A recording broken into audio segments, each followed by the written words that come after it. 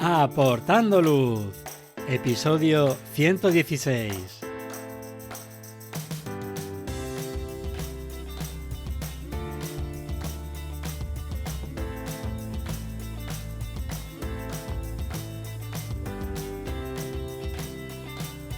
Hola, ¿qué tal? Bienvenidos a este nuevo episodio de Aportando Luz, el podcast en el que hablamos de fotografía nocturna, su técnica, consejos y equipo. Soy Javier Rosano, fotógrafo especializado en fotografía nocturna. En mi web, javierrosano.com, puedes ver mis últimas fotografías y acceder a la formación online. Tienes disponibles píldoras formativas y cursos completos relacionados con la técnica, como la fotografía de rastros de estrellas o de Vía Láctea, y con el procesado, incluyendo la iluminación y la composición. Pasa por la web y echa un vistazo a los cursos. En el episodio de hoy hablaremos de astrofotografía de cielo profundo con un 50 mm y un Star Tracker.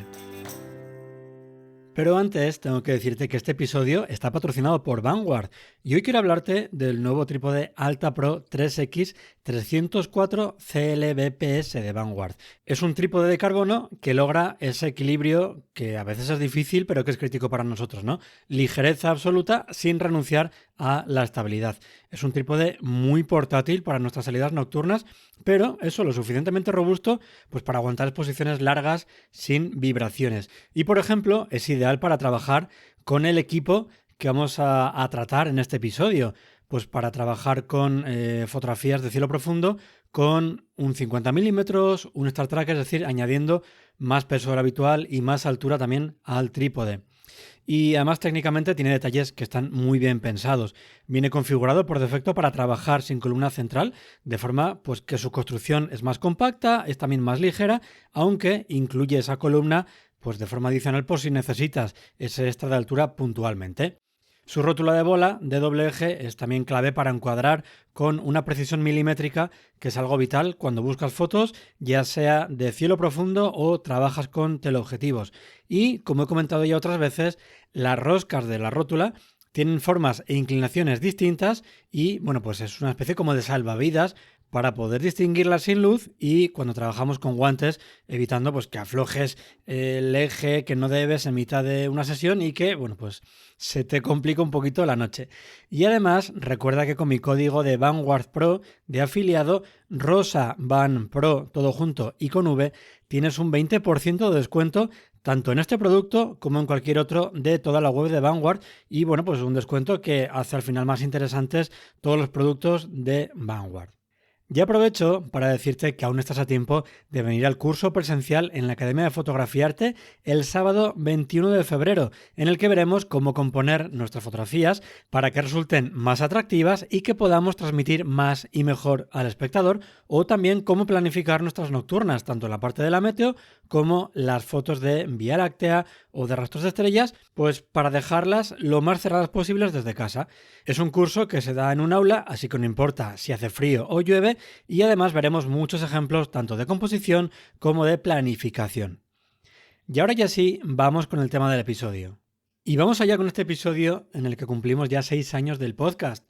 Y si te soy sincero, pues no sabía hasta dónde iba a llegar con esta aventura cuando empecé por el año 2020, pues porque parecía que la fotografía nocturna no iba a dar para tanto, pero aquí estamos y 116 episodios después vamos a hablar aún de un tema que no habíamos tocado. Y seguro que alguna vez has visto una fotografía de cielo profundo con una galaxia, una nebulosa, y has pensado que para poder hacer ese tipo de fotos es necesario un equipo avanzado, un equipo muy especial, y en fotografía nocturna especial suele ser sinónimo de caro, pero es bastante probable que puedas hacerlas con el equipo que tienes actualmente o, si no es así, con una pequeñita inversión. Y justo de eso viene a hablarnos nuestro invitado de hoy, Javier Escudero. Buenas, Javier, ¿qué tal estás? Hola, ¿qué tal, Javier? Muy bien, muy contento de que me hayas invitado. No, gracias a ti por estar aquí. Además, ya, bueno, te había oído con el podcast de Jordi de Fotografiando la Noche, que lo echamos mucho de menos. Le mandamos un abrazo.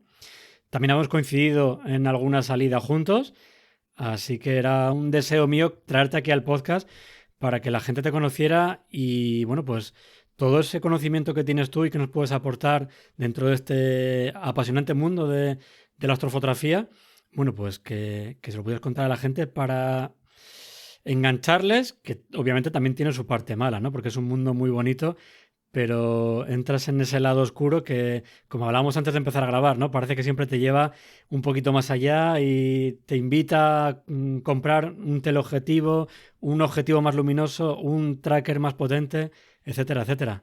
Ah, pero eso es bueno. Eso es bueno, ¿no? Sí. Desde luego las tiendas de fotografía se están frotando las manos con este episodio, ¿eh? Muy bien, muy bien. Oye, antes de empezar, para la gente que no te conozca, cuéntanos por favor quién eres. Pues a ver, soy Javier Escudero Cosgaya. Yo practico las disciplinas de cielo profundo y astropaisaje. Y empecé con cielo profundo, como el capítulo de hoy. Antes del 2016 yo tenía una Canon 400D y solo me dedicaba a fotografiar luna. En el 2010 me regalaron una Nikon D7200 y seguí un poco con la luna. Y en el 2019 ya tuve claro que quería hacer algo más y me compré el Star Tracker, el Skywatcher Star Adventurer. Ujú. Y ya empecé con, pues eso, con fotos de cielo profundo. Me costaron bastante.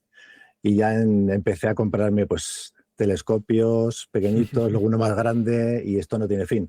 Y en el 2022 ya me compré la cámara dedicada a cielo profundo y aquí estamos. Ujú. Y decías que esto no tiene fin. ¿Crees que has llegado ya a ese final o Ah, aún no, te no, falta algo más de equipo? no, me falta, me falta. Ahora hace Sí. falta comprarse mejores ópticas, mejores telescopios, Madre mía. monturas que soporten más peso, Ujú. más gadgets, no sé. Es una ruina. A ver, yo me imagino que cualquier actividad de ocio, una vez que entras dentro y te especializas, pues es todo cada vez más caro. Iba a decir, nos podría haber gustado la petanca, que seguro que es más barato, pero seguro que también dentro de la petanca hay opciones, accesorios, elementos que ganas algún gramo o ganas yo que sé qué, y eso hace que sea más caro. Así que me voy a callar porque seguro que en cualquier otra disciplina nos habría pasado exactamente lo mismo. Claro, es que al final buscas mejores fotos y necesitas mejores objetivos, mejores telescopios para Hmm. tener menos aberraciones, etcétera. Lo de siempre. Muy bien, pues como decía, en este episodio vamos a hablar de una disciplina que pues parece que hace falta un equipo muy avanzado, especializado, caro y que por tanto pues parece que quizá no está al alcance de cualquiera, pero como vamos a ver, no es así. ¿Para quién va dirigido este episodio, Javier? Pues esto va dirigido para fotógrafos que ya realizan fotografía de Vía Láctea con tracker y desean probar esta disciplina sin invertir nada y aprovechando todo el material que ya se tiene. Ujú. A priori no hay que invertir nada. A priori. Tenemos la cámara, el trípode, el Star Tracker, el intervalómetro. Sí, desde luego mucha gente que nos oye seguro que tiene ya todo ese equipo. Y como mucho le puede faltar un Star Tracker que dentro de lo malo, con lo que tenemos ahora, son accesorios que también están bastante bien de precio. No hay que irse a un Skywatcher Adventure que comentabas tú antes, que también está Ujú. genial si quieres, pero hay opciones más baratas, más pequeñitas, más compactas y que son Ujú. también más versátiles. O sea que desde luego si te falta algo, el aporte económico tampoco va a ser muy grande. Muy bien. ¿Y de qué va a tratar este episodio? ¿De qué nos vas a hablar hoy? ¿Qué apartados tiene este episodio?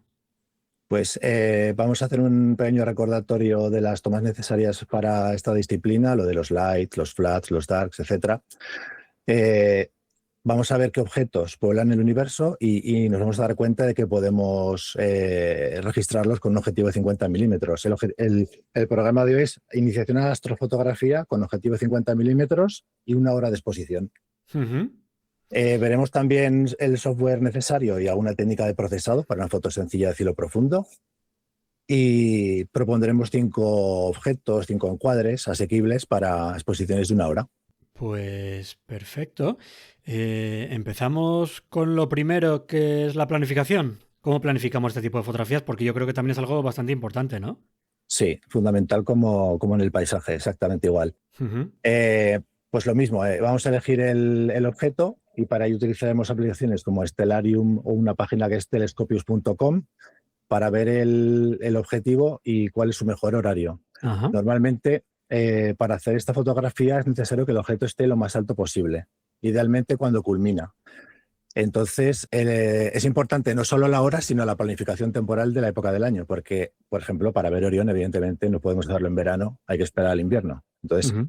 es importante planificar la época del año y la hora. Una cosa antes de seguir, cuando decías lo de que es importante saber cuándo culmina, ¿a qué te refieres con eso? Sí, cuando culmina es cuando pasa por el punto más alto del Ajá. cielo, cuando pasa por el meridiano, que se suele llamar, que es la línea hipotética que va desde el polo norte celeste al polo sur celeste. Ujú. Y eso, el hecho de que esté en el punto más alto de su trayectoria, ¿qué es lo que nos aporta? Es decir, ¿por qué buscamos ese momento? Claro, porque si el objeto está cerca del horizonte, tiene que atravesar más atmósfera y entonces se ve peor.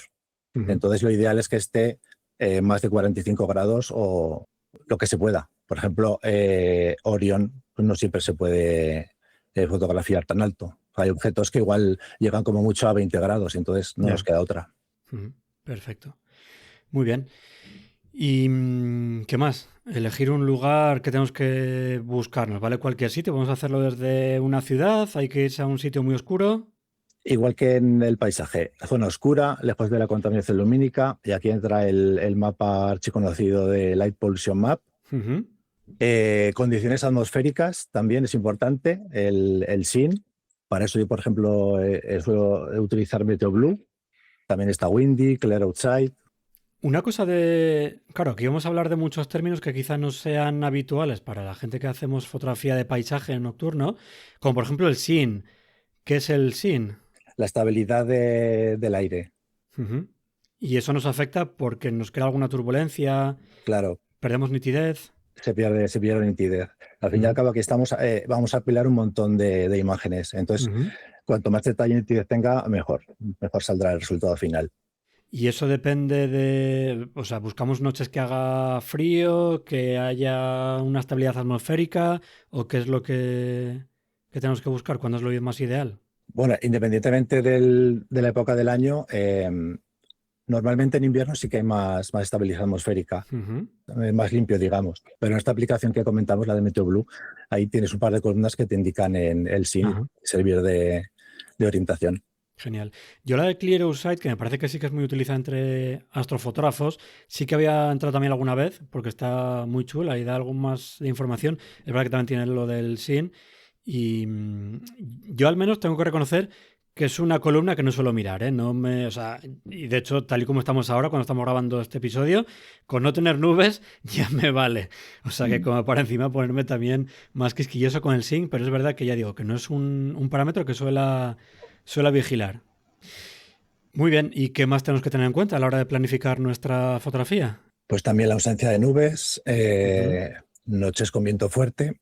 A ver, para el paisaje esto no es tan importante. Bueno, sí que es importante para la toma del sol, evidentemente, igual te sale movido, pero para el cielo sí. Y también es muy importante porque te puede afectar la estabilidad del equipo. Y aquí Claro. en este tipo de fotografía la estabilidad es crítica. Ujú. Al fin y al cabo estamos apilando, por ejemplo, 60 fotos de un minuto. Si alguna sale movida, pues el resultado final no es bueno. Claro, si al final por estabilidad del equipo hay algo mal configurado o porque hace mucho viento, de esa hora perdemos la mitad de la sesión, pues hemos tirado bastante tiempo a la basura y puede ser que ese objeto no salga tan bien como queríamos y tenga mucho más ruido, no salga tan limpio, no tenga tanta luz al final. Ujú. Y también es importante, como en el paisaje, la fase lunar. Idealmente Ujú. luna nueva o si no es día de luna nueva, cuando la luna está bajo el horizonte. Ujú. Vale, perfecto. ¿De planificación algo más o pasamos a la siguiente fase? La siguiente fase. Venga, vamos. Yo creo que, así como en la planificación, bueno, pues igual hemos visto el tema del SIN, el momento en el que el objeto está lo más alto posible en el cielo, que puede ser algo más diferente. Quizá la captura sí que tiene más terminología o más Sí. fases que pueden ser más diferentes también de la fotografía nocturna de paisaje. Cuéntanos qué hay que hacer en este tipo de fotografías. Pues vamos a ver los cuatro tipos de tomas, digamos. Ujú. Eh, los lights son las fotos, digamos, del objeto que queremos tomar, pero los lights están afectados por el ruido asociado a la temperatura, el ruido de lectura asociado a la electrónica, que tengas el objetivo o el sensor sucio. Entonces hay una serie de tomas que se hacen aparte, que se llaman tomas de calibración Ujú. para compensar todo esto. Entonces tenemos la primera toma de calibración, digamos, que son los flats. Los flats son fotos hechas con un fondo blanco uniforme. Para ello vamos a utilizar una tablet o un móvil Ujú. grande También venden unos cacharros que se llaman cajas de flats, pero esto es más enfocado a telescopios, es otro gasto más. Y esto lo que te hace es compensarte, digamos, en la suciedad del sensor o el viñeteo del objetivo. Con eso te lo quitas. Luego tenemos los darks, son asociados al ruido por la temperatura, que se hacen con la tapa a la misma exposición ISO que los lights. Ajá. Y idealmente estaría bien hacer 10 o 20 como mínimo. En los flats no lo he comentado, perdona, pero se suelen hacer con el modo AV Ujú. para que decida la exposición. Lo único que hay que tener en cuenta es que el histograma está en el primer tercio de la izquierda más o menos. Vale. Con hacer 30 o 40 flats suficiente porque además le cuesta poco. Sí, porque además aquí entiendo que el tiempo de exposición es más bajo que una Sí. fotografía de lights o de darks, así que no hay ningún problema, ¿no? En hacer tantas. Nada, todas las que quieras porque como le cuesta poco son menos de un segundo normalmente. Ujú. Y por último, los vías que están asociados al ruido de lectura. Y para poder distinguirlos del ruido de la temperatura, de las tomas darks, digamos, lo hacemos a velocidad máxima, a la velocidad máxima que te dé la cámara. Uno partido por Ajá. 8000, uno partido por 4000. Y como también tardan poco, pues hacemos 40 o 50. Qué bueno. Yo reconozco que esto no lo hago en mis fotografías. Ujú. ¿Se nota la diferencia? Es decir, ¿merece la pena hacer todo esto para luego ganar algo de, imagino, de calidad en la fotografía final, de limpieza, etcétera? Totalmente. Sí. Y yo muchas veces, claro, como vas con el mal de tiempo, pues te dejas los darks o te dejas los flats. Los flats son, yo creo que son decisivos también, porque luego tienes gradientes de colores, gradientes de luminosidad, el viñeteo del objetivo y con esto te lo quitas. Aunque ahora hay programas que te lo quitan, pero mejor empezar bien. Y claro, yo es que siempre había priorizado el tema de los lights. Si además de los lights podemos sacar un ratillo para hacer algo más, ¿recomiendas flats entonces? Sí. Lo único que los flats hay que hacerlos justo al acabar los lights, Sí. sin tocar nada, o sea, con el Ujú. mismo enfoque, mismo todo, ponemos el iPad o el iPhone que hemos dicho, porque tiene que tener el mismo enfoque y mismo todo, ¿vale? No, eso no lo puedes hacer en casa. Ya. Los darks sí, los darks los puedes hacer cuando acabas la sesión, los programas, le pones la tapa, yo le pongo un trapo además por si acaso le entra algo de luz y mientras Ujú. recojo dejo ahí haciendo 10 o 20 darks.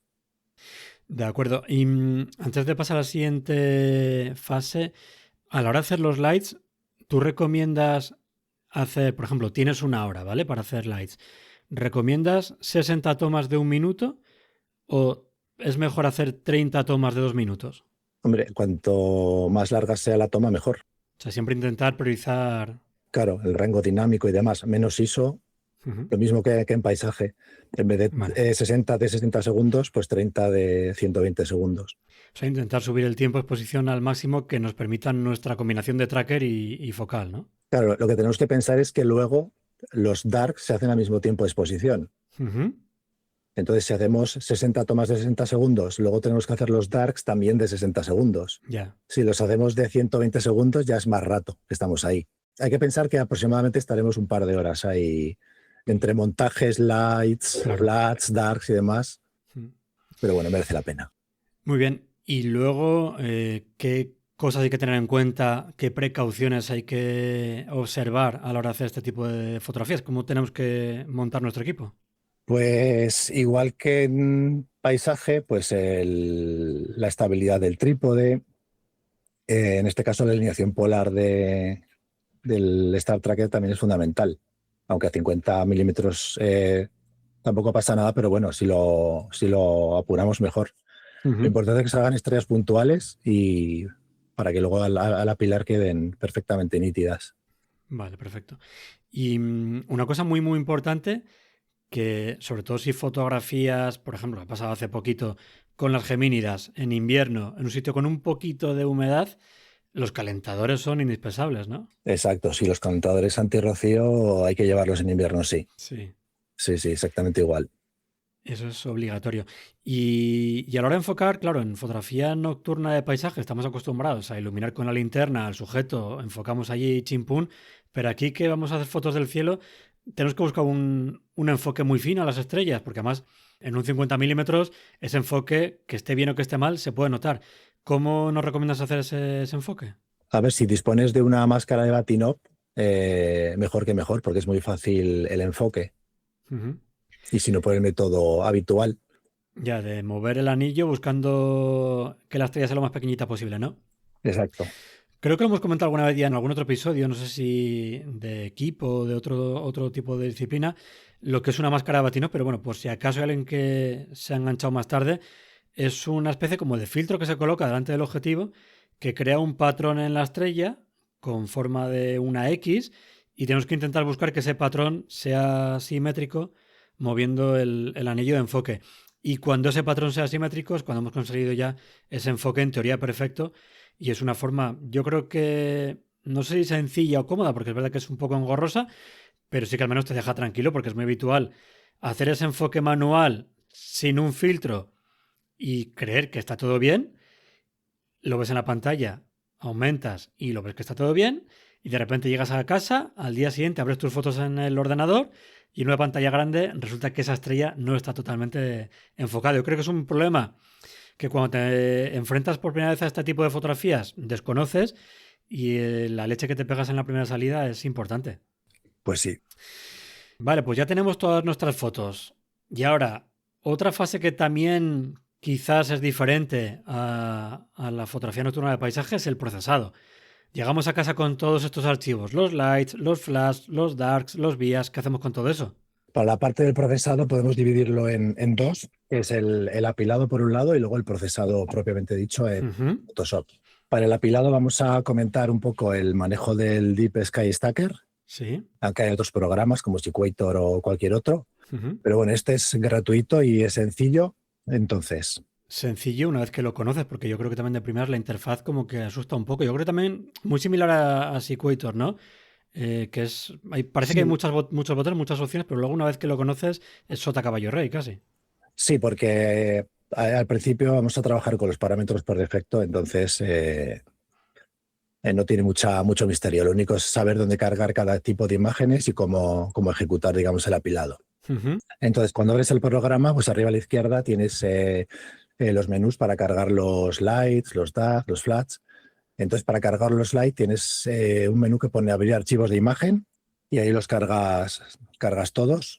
Luego pone archivos dark, ahí cargamos todos los dark que hemos hecho. Archivos flat, Ujú. y lo único que no se entiende muy bien es lo de los vías, que aquí los llama archivos offset. Vale, perfecto. Entonces, luego para hacer el apilado hay un menú que pone registrar imágenes seleccionadas. Ujú. Entonces se te abre un cuadro de diálogo y hay un tic que pone apilar luego de registrar. A mí me gusta hacer esto para que lo haga todo de golpe, Ajá. porque si no lo que te hace es registrar las imágenes, asignarles un valor y luego tú puedes decidir apilar por encima de tal valor. Pero yo apilo todas porque las que pongo aquí son Las o sea, buenas. considero que están todas las buenas, sí, exacto. Porque esa clasificación que hace Deep Sky Stacker la hace en función del tamaño de las estrellas, la traza o cómo lo hace. Pues la verdad que no lo sé, pero él es el que decide el valor que da. Ujú. Vale, vale. Y luego pues te aparece una pantalla donde tú puedes calcular el número de estrellas detectadas, porque tú puedes Ujú. decidir, pues quiero que me alinee todo con 10 estrellas, con 100 estrellas. Normalmente pones lo de utilizar el umbral automático y te olvidas. Vale, Porque si le pones muchas estrellas, lógicamente le cuesta más. ya. Entonces, la imagen resultante te aparecerá en pantalla y se guarda automáticamente en la carpeta donde tenías los lights. Ujú. Pero se guarda en modo 32 bits. Luego en Photoshop tenemos que convertirla a 16 bits, porque si no, no Ujú. disponemos de todas las capas de ajuste que solemos utilizar. Ya, vale. O sea, en este programa lo que hacemos es alinearlas todas, apilarlas Exacto. para intentar reducir el ruido, tener un archivo único con la máxima calidad posible. Sí, aquí también le puedes hacer algún tipo de retoque, pero lo hacemos todo en Photoshop. Vale. Entonces, cogemos este archivo y nos vamos a Photoshop. Nos vamos a Photoshop, abrimos la imagen y lo primero de todo, como hemos dicho, es ir a imagen, modo y marcar 16 bits por canal. Ujú. Se nos aparecerá una pantalla que pone tonos HDR y tenemos que ponerle método exposición y gamma y se te queda ya como lo tenías y la tienes convertida a 16 bits. Vale. Entonces ahora vamos a hacer una serie de pasos, calibración de color, estirado del histograma, eliminación de gradientes, flujo de trabajo propuesto, aunque bueno, luego cada uno que utilice el tuyo, pero bueno, eso Claro. es lo que proponemos, que viene bastante bien. Porque entiendo que lo que vamos a hacer aquí es similar a lo que se puede hacer, por ejemplo, con Siril o con cualquier otro software más específico de astrofotografía, pero pues eso, un poco más llevado a lo que conocemos nosotros, que es Photoshop. Exacto. Como normalmente la gente conoce el flujo de trabajo con Sí, Photoshop, para las fotos de paisaje, pues vamos a utilizar este mismo programa. sí, porque la verdad es que enfrentarte a programas, pues eso, PixInsight, Siril, la verdad es que asusta un poquito, ¿no? Cuando lo ves por primera vez, y, bueno, por Sí. primera vez, por segunda y por quinta. Son programas más especializados, Claro, posiblemente mejores para el cielo profundo, pero con Photoshop te puede quedar una ujú, imagen muy buena y muy digna. perfecto. ¿Qué hacemos entonces aquí? El primer paso. Pues ahora viene lo que llamamos la calibración de color. Ujú, Entonces, ponemos una capa de ajuste de umbral. sí, La marca es que cada píxel en blanco o en negro y situamos el deslizador al principio, digamos, del histograma, donde empieza la joroba del histograma, sí, para que aparezcan los primeros puntos negros. ajá, Lo que se trata es de buscar el punto más oscuro y el punto más claro. ujú, El punto más claro se supone que es el blanco puro y el punto más oscuro, como el espacio no es negro absoluto, lo dejaremos en un punto más gris que ujú, negro. vale. Pero bueno, al gusto del consumidor. Entonces, con esta capa de umbral vamos a detectar esos puntos. Movemos el deslizador al principio de la joroba, irán apareciendo puntos negros Ujú, y ahí vamos a poner un cuentagotas, pero que no es la herramienta cuentagotas, es la herramienta muestra de color. ujú, Y entonces los valores de esa zona de la imagen lo veremos en la casilla de propiedades, como siempre. Y vamos ahora a ver el punto más claro. Entonces movemos el deslizador al lado contrario y vamos bajando hasta que aparezcan los puntos claros. ajá, Y ahí marcamos también otro con la herramienta muestra de color. ujú, vale. Vale, entonces ya tenemos las dos muestras, ya la capa de umbral la podemos borrar si queremos. Y ahora vamos a hacer el estirado del histograma.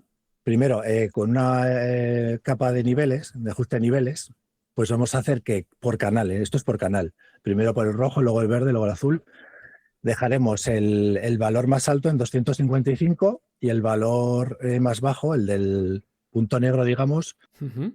a mí me gusta, por ejemplo, en torno a 30, veintitantos, 30, 30 y algo, ¿Y qué cambia dejarlo más bajo o más alto? ¿Qué diferencia hay luego en la imagen final? que el fondo de cielo estará más oscuro o más claro. Vale. Como se supone que el fondo de cielo no es de negro del todo, pues no hay que dejarlo a cero. Por eso Bien. dejamos en 30, en 40, en veintitantos. Pero lo importante de esto es que vamos a dejar cada canal con el mismo valor. Si hemos elegido 30, hay que dejar el rojo al 30, el verde al 30 y el azul al 30. Para que no haya ninguna dominante, ¿no? Exacto, por eso ya lo llamamos calibración de color. Ujú.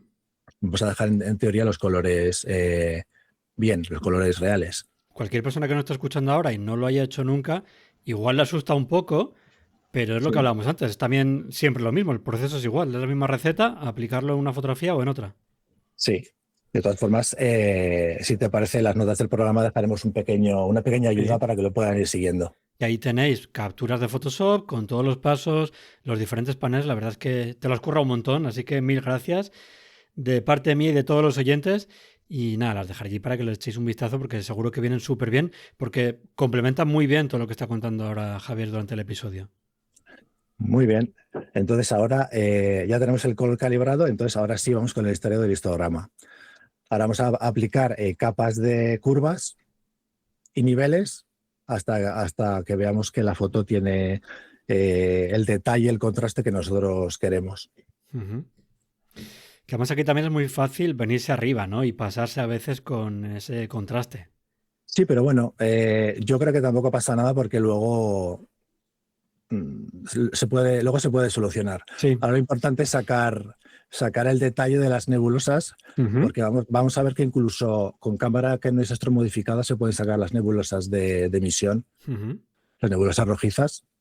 Entonces, como decía, aplicamos ahora una capa de ajuste de curvas y vamos a modificarla para que sea cóncava, Ajá. ¿vale? Para subir más las zonas oscuras y menos las claras, Ujú. ¿vale? Aplicamos capa de curvas, ¿vale? Ahora aplicamos otra vez capa de niveles como lo hemos hecho al principio, de tal forma que dejemos los valores otra vez en 30 los oscuros y 255 los claros. Ujú. Normalmente los claros no cambian, los oscuros sí porque hemos levantado con la capa de curvas. Claro. Y esto lo realizamos varias veces, 2 o 3 veces puede ser una cantidad adecuada. Y entonces, bueno, ahora veremos que la capa posiblemente, o sea, la imagen es horrenda, llena de gradientes, llena de colores raros. Sí, porque al final lo que haces es forzar ese cielo y cualquier defecto que pueda tener lo sacas más a la luz, a relucir. Sí, entonces ahora vamos a utilizar otra herramienta, otro programa gratuito que se llama Graxpert, Ujú. que lo que te hace es quitarte esos gradientes, esos viñeteos y te deja la foto pero perfecta. Ajá. Y además con los parámetros de serie tampoco hay que hacer nada. Ya. Que entonces aquí tenemos que exportar la foto de Photoshop, ¿no? Guardarla en TIFF para trabajarla con el programa que es externo. Exacto, la guardamos en TIFF, la abrimos con Graxpert, cargamos la imagen y en el apartado 3, digamos, de Graxpert pone Background Extraction Ujú. y pulsamos un botón que pone Create Grid, donde Ujú. crea una cuadrícula de los puntos donde va a medir esos gradientes y luego en Calculate Background y te resta ya el fondo de cielo y te deja la imagen. Ajá. Finalmente pulsamos en el 5, guardar y nos guarda la imagen donde le digamos. Y esa es la imagen que tenemos que volver a importar ahora en Photoshop. Ya un poquito más limpia y con esos defectos de la contaminación lumínica o problemas que tenga el cielo eliminados. Una cosa, Grasper también tiene en este mismo programa un antirruido. ¿Lo sueles utilizar No, o no? la verdad que no. Aquí solo lo utilizo para quitar los gradientes porque como hay otras herramientas para quitar ruido en Photoshop y en otros programas, esta no la utilizo. Tampoco la he probado mucho, ¿eh? Ujú. Vale, vale. Ok, entonces, con ese archivo TIFF más limpio, volvemos de nuevo a Photoshop. ¿Y qué le hacemos ahora? Ahora lo que queremos hacer es separar las estrellas.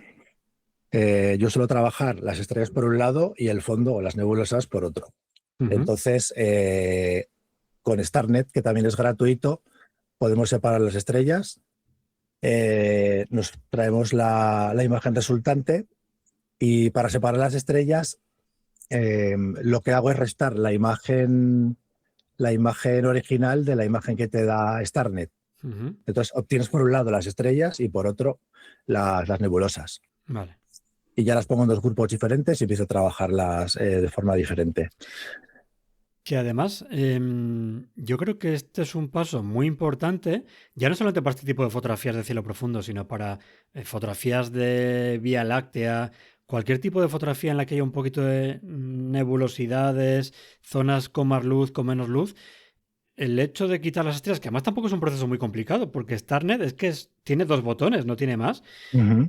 y luego te da la vida. Es un paso que una vez que lo descubres, yo creo que se te abre un mundo nuevo, ¿no? Y ahí, aquí sí que es muy sencillo también liarte demasiado y a la hora de reintegrar las estrellas, no meterlas todas porque parece que pierdes un poquito todo eso que habías conseguido, pero yo creo que de verdad es un paso que, aunque a la gente que nos está oyendo le dé un poco más de pereza o de reparo trabajar con el ordenador o empezar con programas nuevos, yo creo que esto merece la pena. Sí, yo de hecho para el astropaisaje también lo utilizo. Mm. Sí, sí, la verdad es que viene súper bien, súper bien. Entonces, claro, la capa de estrellas la pondremos en modo trama y ahora vamos a hablar un poco de la capa de nebulosas. Ujú. Ahora lo que tenemos que hacer es darle más contraste todavía y realzarlas. Claro.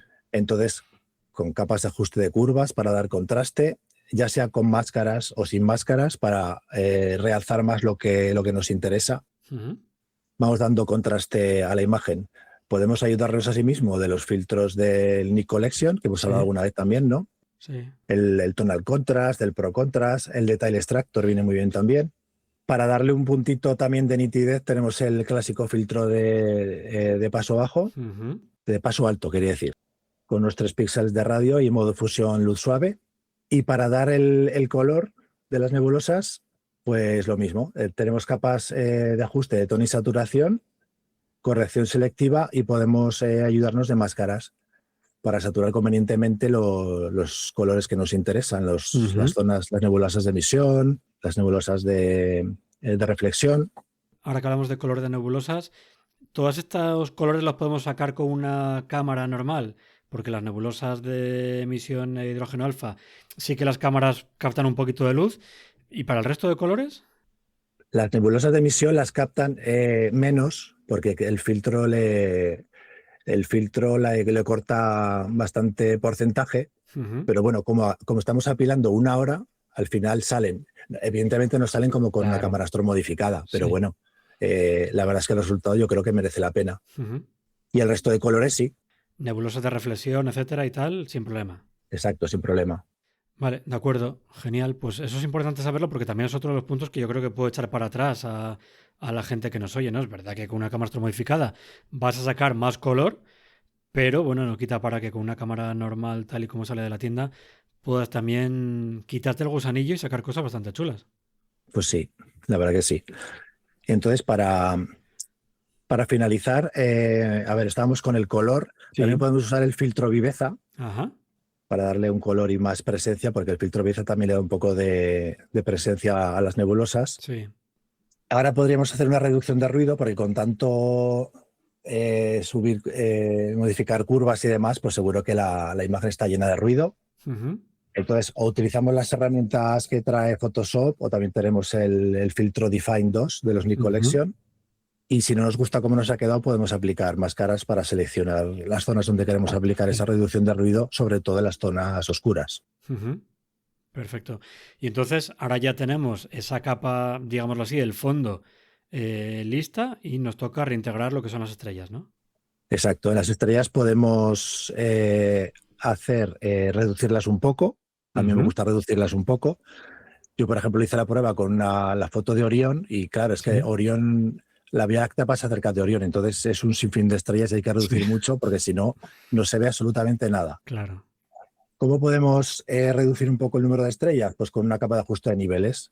Movemos el deslizador de punto negro hacia la derecha y vamos variándolo hasta que nos guste. Luego damos saturación a las estrellas con una capa de ajuste de tono y saturación y sin pasarse de la raya, al que le guste las estrellas con su color, pues con esto se puede obtener. Luego también hay gente que, ahora que hablamos de estrellas, utiliza un filtro glow como para que esas estrellas más brillantes resalten un poquito más y, por ejemplo, en Orión, en el cinturón de Orión, le da un toque bastante chulo. ¿Sueles trabajar con un filtro de este estilo o no? No, pero me lo compré hace poco, pero no lo he podido probar. Por las nubes o por lo que sea, no has podido probarlo. No, exacto. La idea es hacer la foto normal y hacer la foto con el filtro de glow y unirlas. Vale, muy bien. Y ya casi tenemos la imagen terminada, ¿no? Exacto. Ahora ya quedarán igual unos retoques estéticos. Seguramente habrán aparecido colores extraños. Ahora ya podemos desaturar algunas zonas, aplicar máscaras, pintar con un pincel, corregir dominantes con capas de niveles, porque hay veces que se nos vuelve muy verdosa. A mí también me gusta aplicar una viñeta para resaltar el objeto.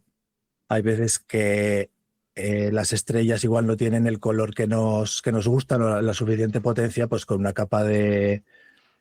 nueva capa en modo de fusión, luz suave y pintando con el pincel con el mismo color de la estrella, podemos darle ahí ese extra de brillo que hace que quede bien. Vale, perfecto. Como decía antes, en las notas del episodio tendréis toda esta información y las imágenes de ejemplo, o sea que yo creo que va a estar muy interesante, así que os animo a verlas, que están en javierrosano.com/podcast/116, que es el número de este episodio, y ahí podréis ver todos estos pasos que hemos ido hablando, además el antes y el después, por ejemplo, a la hora de hablar de ruido, los diferentes paneles, para que sea todo pues más sencillo de seguir, que pues como decía antes, pues son programas que son nuevos, igual hay algún paso que es diferente a lo que solemos hacer, pero con estos apuntes que nos ha dejado Javier, seguro que vais a poder seguirlo de una forma mucho más sencilla y el resultado final ya vais a ver cómo merece la pena. Y con esto estaría terminado, ¿verdad? Todo el proceso. Ya hemos hablado de la planificación, hemos hablado de la toma en sí, hemos hablado también del procesado y ¿qué nos recomiendas fotografiar? ¿Qué objetos del cielo podemos buscar? Muy bien, pues vamos a proponer cinco encuadres de diferentes épocas del año. Entonces, el primero de todos es ahora mismo es Orión, evidentemente. Con un Ujú. 50 milímetros sale la constelación completa y Orión es la catedral del cielo de invierno y aquí hay un montón de Sí. objetos. De hecho, en la foto he contado pues, como unos 10 objetos de cielo profundo que se pueden ver. La nebulosa de cabeza de caballo, la nebulosa propiamente de Orión, del hombre corredor, la nebulosa de la llama, el propio bucle de Barnard. Luego están las tres estrellas centrales, las tres Marías, que tienen un color azul muy, muy bonito. Ujú. Está la nebulosa cabeza de bruja. Luego hay una nebulosa reflexión que es M78 o la nebulosa Casper, que le suelen llamar. Encima de esta y encima del bucle de Barnard hay una que se llama la nebulosa Boogeyman, que es también Ujú. muy, muy chula. Y es que parece mentira que se pueden ver con un 50 milímetros. Sí, tal cual. Son objetos que se suelen fotografiar a focales de 300, 500, 1000 y aquí ya aparecen bastante bien. Claro, con esas focas lo que haces ya es centrarte, ¿no? Pues en la nebulosa Sí. cabeza de bruja o en la que sea. Pero es verdad que aquí puedes sacar un montón de detalle. Yo voy a quedar fatal cuando diga esto, pero es así y no os voy a engañar. La primera vez que empecé a hacer este tipo de fotografías, a capturar mucha información, a dedicarle en el ordenador el mimo que necesitan este tipo de fotos, sacas detalles que ya no sabes si son manchas del objetivo, manchas del sensor, algún error durante el procesado. Yo me acuerdo con la nebulosa de Casper, ahora que la comentabas, que no sabía qué era, digo, pero esto de verdad está ahí y tuve que abrir Stellarium para ver si eso realmente estaba o era algún problema de mi cámara, porque no sabía lo que me estaba pasando y lo que estaba viendo. Sí, sí, sí, está bien contrastarlo y compararlo con Stellarium para ver lo que hay ahí. Sí, sí, es Hay curioso. programas como PixInsight que sí que ya te marcan los objetos que Ah, están en la imagen, ujú. pero bueno, nosotros lo haremos con Stellarium. Claro, al final está muy bien y además aprendes muchísimo también. Al final vas conociendo todo lo que estás fotografiando o al revés, o conoces cosas y luego las quieres fotografiar y joder, descubres un mundo que es impresionante. ¿A qué más podemos tirarle con un 50 milímetros? Pues también tenemos un encuadre muy típico que es la galaxia Andrómeda y la galaxia del Triángulo. En el mismo encuadre las podemos situar en la diagonal, digamos, del encuadre Ujú.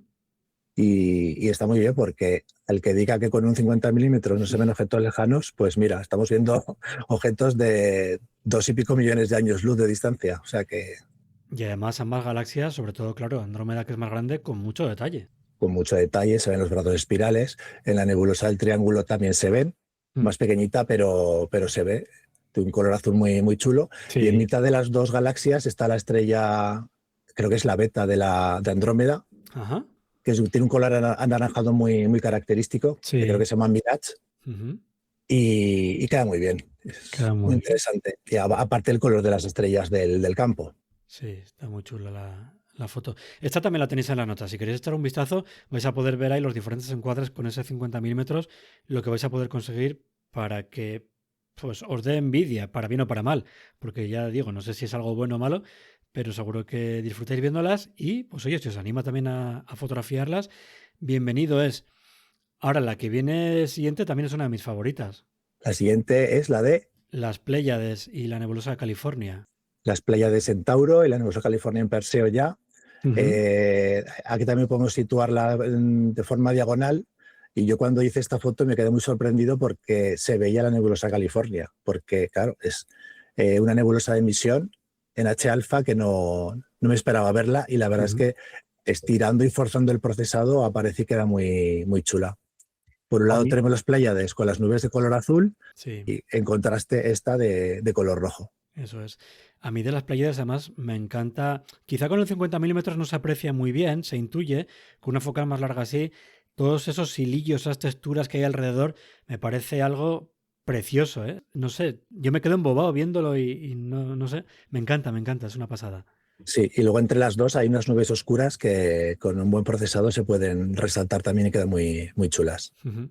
Claro, es que al final descubres todas esas zonas un poco más oscuras, un poco más luminosas y te lleva a lo que yo decía antes, ¿no? De esto realmente es así o es una mancha del sensor. Te empiezas a replantear todo hasta que realmente lo dominas y lo conoces.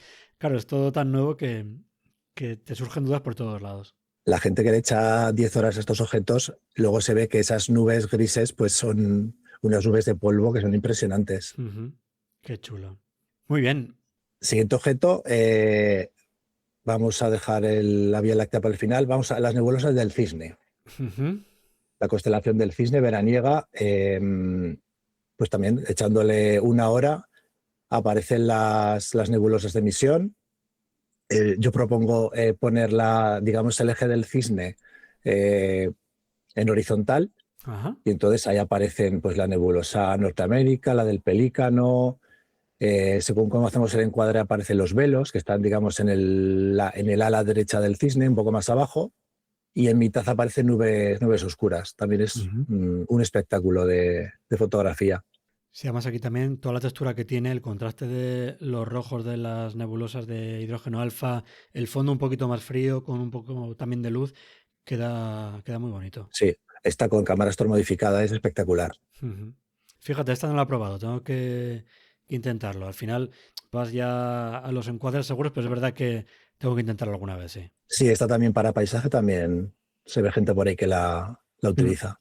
Sí, eso es. Muy bien. Y la última, que seguramente para la gente que hacemos paisaje nocturno sea la más conocida. La más conocida entonces es el centro galáctico y la zona de las nebulosas de Antares y Rho Ophiuchi. Entonces, esta con una hora es espectacular. O sea, si con 5 minutos traqueando es impresionante, esto ya es un festival. Entonces, vemos, según cómo hagamos la toma, vemos pues la nebulosa de la Laguna, la nebulosa trífida muy pequeñita, que tiene una parte azul y otra rosa. Más arriba tenemos M16, M17. M16 es la nebulosa del Águila, que es la que el Hubble sacó lo de los pilares de la creación. Ajá. A 50 milímetros no se ve el Claro. águila, pero la nebulosa se ve. Ujú. Luego la zona de Antares, con esos colores naranjas, azul, el caballo azul que está un poco más arriba. Luego aquí también se ve a 50 milímetros, ya se ve un par de cúmulos globulares que son como racimos de estrellas. A 50 milímetros ya se ve que no es un objeto puntual, sino que es un Ujú. objeto ya y que tiene simetría esférica, que son grupitos de estrellas. Ujú. Y luego también a mí me gustan mucho las nebulosas oscuras, la zona esta del caballo negro. Sí. A ver si alguien ve en la panza del caballo negro, hay una nebulosa oscura que se llama la nebulosa de la serpiente, que es muy Ujú. pequeñita, 50 milímetros, pero bueno, a ver quién la saca. Aquí hay más cosas aparte del caballo negro.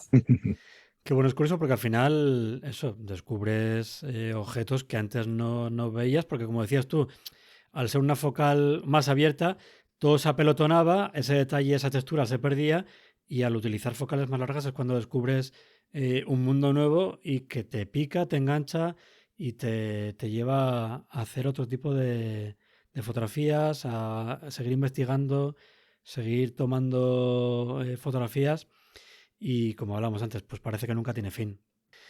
Muy bien, y hablando de seguir avanzando, si a alguien esto ya se le queda corto, danos alguna pincelada de qué podríamos mejorar en nuestro equipo o no sé si en el procesado o qué podríamos hacer para ir un poquito más allá.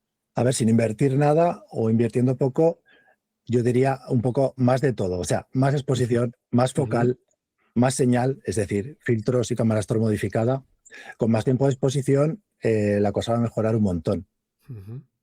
Luego, con más focal, por ejemplo, un 135 milímetros que es ahora muy habitual en muchas marcas y que son relativamente bien de precio. La zona de la nebulosa Norteamérica del Pelícano es espectacular. La galaxia de Andrómeda ya sola ya tiene mucha presencia. Se ven muy bien las galaxias satélite, ya que son M110 y M32. Ujú. La zona de Orión, cogiendo solo lo que es la nebulosa de Orión, las Tres Marías y parte del bucle de Barnard. Eso también es una zona muy, muy bonita. Y bueno, si tenemos cámara Astro modificada y filtros, pues hasta el infinito y más allá. Sí, además, si a alguien le ha parecido demasiado el tema de lights, dark, vías, etcétera, etcétera, si encima ya metemos por medio filtros, la cosa ya se nos complica mucho, ¿no? Bueno, sí, hay que hacer lo mismo, pero bueno, yo creo que merece la pena. Bueno, es que también depende del objeto que queramos fotografiar. Claro. No es lo mismo algo con mucha luz que algo con un poquito más débil que requiere más trabajo y más mimo. Tú cuando sales a hacer fotografías con focales ya más importantes, ¿cuánto tiempo te puedes tirar haciendo todas las tomas, etcétera, etcétera? Si es con la cámara dedicada y con telescopio, Ujú. toda la noche, incluso varias noches un Más, objeto. ya. Claro, para conseguir buena señal, pues intento pasar de 10 horas.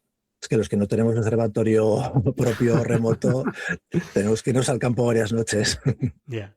Pero sí, con 10 horas ya empiezan a salir cosas más chulas.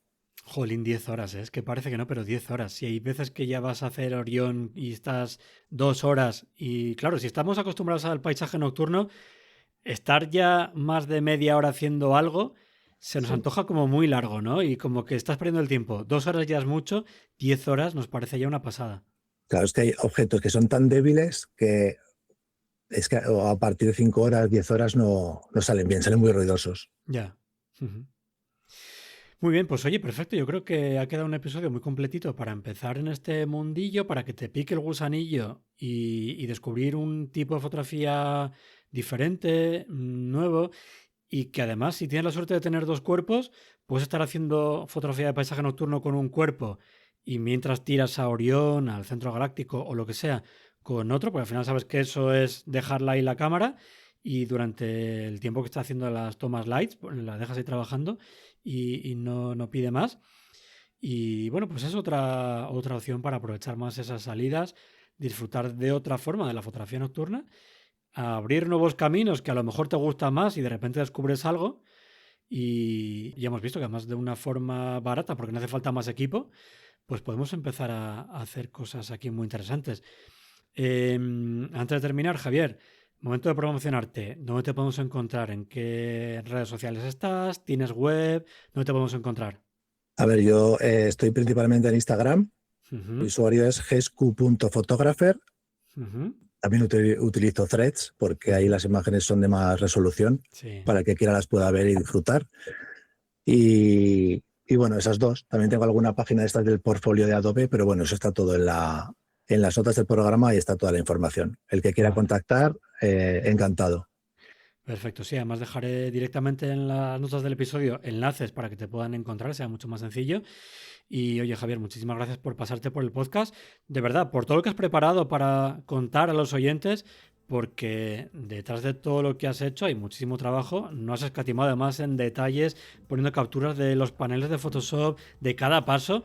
Y ha sido un placer tenerte en el podcast y que nos hayas hablado de una disciplina que a priori pues parece muy lejana, como esos objetos que fotografiamos, pero que de verdad está al alcance de muchos de nosotros. Pues yo encantado, gracias a ti por invitarme. Espero que de verdad le sirva a la gente y el que tenga alguna duda, que contacte, que le aclaramos lo que sea. Genial, muchas gracias. Y yo creo que de aquí lo que va a salir es otro episodio pues un poquito más avanzado, con otra focal o con lo que sea, porque seguro que a más de uno le va a enganchar esta disciplina y lo va a acabar pidiendo. Muy bien, ojalá. Pues nada, Javier, lo dicho, muchísimas gracias, cuídate y un fuerte abrazo. Gracias, un abrazo, hasta pronto. Ya está aquí este episodio en el que hemos hablado de astrofotografía de cielo profundo con un 50 mm y un Star Tracker. Te recuerdo que puedes unirte al grupo de Telegram del podcast, que puedes encontrar en javierrosano.com/telegram, donde pues charlamos de fotografía nocturna, de los episodios, de ideas de nuevos temas, nuevos invitados, alguna quedada y donde también compartimos consejos, trucos y material. Si te ha gustado este episodio, suscríbete para no perderte los próximos capítulos y si quieres colaborar para que el podcast llegue a más gente, te agradeceré los me gustas, valoraciones y comentarios. Muchísimas gracias por escucharme y por tu apoyo. Hasta el próximo episodio.